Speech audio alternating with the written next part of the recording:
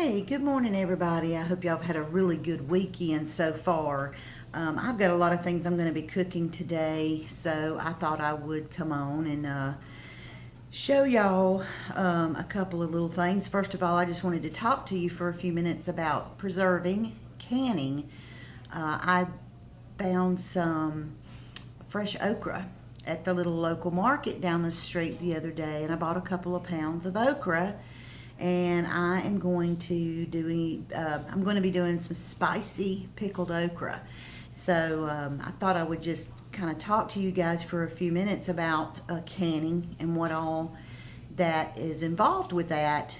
I started canning about a year ago with dill pickles. That was the first thing I did was dill pickles because honestly, I couldn't find any real good homemade dill pickles. So I decided I was going to do a dill pickle of my own, and I did. Now, I will say this, the initial startup to getting started in canning can be kind of expensive, but there are a few implements you're going to need that I feel like are very important if you're going to can. You can wing it on some things, but I would not recommend winging it when it comes to canning because it's very, very important that you have the right tools so you can do it right. It's not hard. There's a lot of prep involved, so that's why, a lot of times when I decide to can, I'm going to try to do as much as I can in one day so that I don't have to pull all this stuff back out, because if you're like me, I don't have a lot of counter space, I don't have a lot of cabinet space, so once this stuff is put up and tucked away, it's kind of a pain to get it back out. But anyway, like I said, I'm going to be doing some pickled okra today, and I've pulled I pulled whatever jars I could find out of the cabinet, 6-8 jars over here, half-pint jars. I've got them set up. I've got my pot on the stove getting heated up so I can sterilize the jars before we even get started. That is very, very important, y'all, that you sterilize your stuff. It needs to be very clean because if you get a piece of bacteria or anything that can grow inside these jars once they're sealed, they're going to grow and they're going to multiply, and that's not going to be a good thing for you. You don't want to eat something like that. So please make sure that you sterilize everything before you even put your stuff in it. Wash your hands real good before you touch anything. But I'll kind of show y'all along the way how to do some of that stuff. But one of my most important things that I purchased when I first started canning was a canning tool set, if you will. I will show you. This is it here. I bought this, and I believe, if I'm not mistaken, I got this at Walmart, and it's made by Granite Ware. And inside of this are several implements that you will definitely need in order to can. I think the most important thing is this right here. This is what I call a grabber. This actually fits over the top of a jar and grabs it so you can pull it up out of the water and not burn yourself and not have to worry about tongs. If you try to use tongs, a lot of times your jars will slip and they risk, of course, breaking. This, I would say, is probably one of the most important things to have in your implements for canning. Also, a good funnel.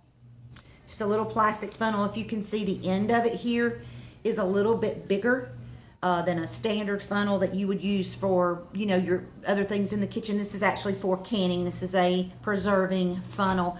It fits perfectly over the top of a regular size jar. Now, if you have a wide mouth jar, of course, it's not going to fit. It will fit over. It's just not going to fit as perfectly. This is designed pretty much for the half-pint jars, or actually any of the jars that have a regular size lid on them.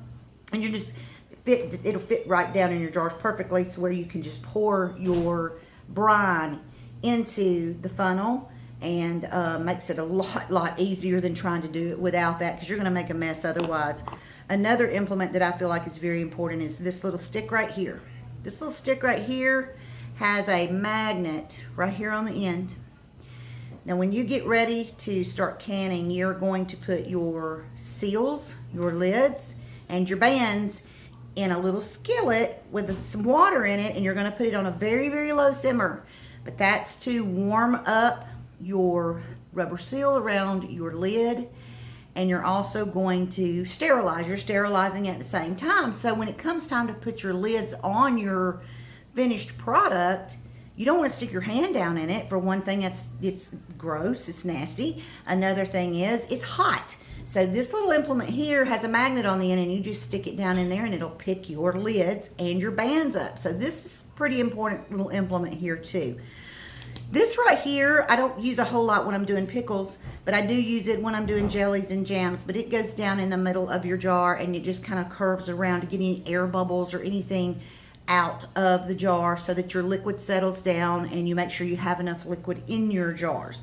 Those items right there are a must-have. Now this kit also came with this, which is a jar opener. I've actually never used this before. I'm sure it would come in handy if you had old jars that you were trying to get open and you couldn't get them open, but this is also in that box that I bought, but I've never used it before. So that's, you know, that's some of the implements that I like to use. And I tell you what, when I first started canning, y'all, I went on YouTube, I watched videos, you know, there's different techniques for different things, but one of the things I kept seeing and hearing was get you the Ball Blue Book of Preserving. And here it is. I bought one. Not expensive. It was like $9, I think. But it has, y'all, it has everything you can imagine in it for preserving. Anything from vegetables to fruits to even meats. It gives you instructions. It tells you why you want to do things a certain ways. It tells you how to test for consistency on your jams and things. So if you're going to get into preserving and canning, I would highly recommend that you get something like this. This is the Ball Blue Book of Preserving. I think this is a very, very important thing to have. Even if you do use Pinterest and YouTube videos and things like that for your recipes, because I do that too. But I do like to have a book in my hand that I can sit down and read. So that's just a couple of things that you're going to need. Now I'm going to turn the camera around and I'm going to show you the pot that I use. I went ahead and bit the bullet and bought a huge pot for canning. That's what it's for. It was fairly expensive. I think I paid close to $50 for this pot. But y'all, I mean, it is so worth it. But now I will say this. I know things are hard to find right now for canning. These pots, I just looked them up online, just curiosity. They're now $157. So, lids are hard to find. Bands are hard to find. The jars are hard to find. And I don't know if that's because of the pandemic, everybody's canning, or if it's because the production is down because of the half staff, you know, working. I don't know what the reason is. I'm fortunate enough that I bought lids a couple months ago. I actually have jars that were given back to me from family members. So I have plenty of jars and lids and seals to actually do this today. So you might have trouble finding some of this stuff, but I'm going to turn my camera around and I'm going to show you what pot that I'm using for mine. And what I love about it is that you can do it steam method, or you can do it traditional, fill the pot completely up with water and boil your jars. I like the steam method because, hey, it is quicker. Y'all know me, I am all about convenience. It is much more convenient than the filling it all the way up with water and waiting. So I'm gonna turn this around, let you guys see what I'm talking about. Okay, so here we go on my stove. Here is my big pot.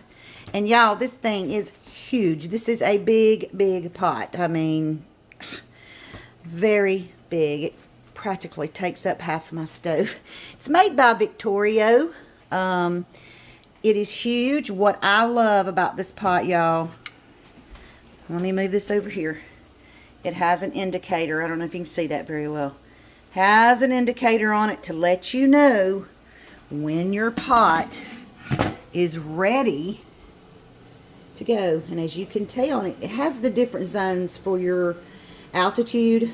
But mine is in the green zone now, so it is ready. I've got to get my jars in there and sterilized. Remember, I told you need to sterilize these jars before you ever do anything in them. And this basket came with the pot.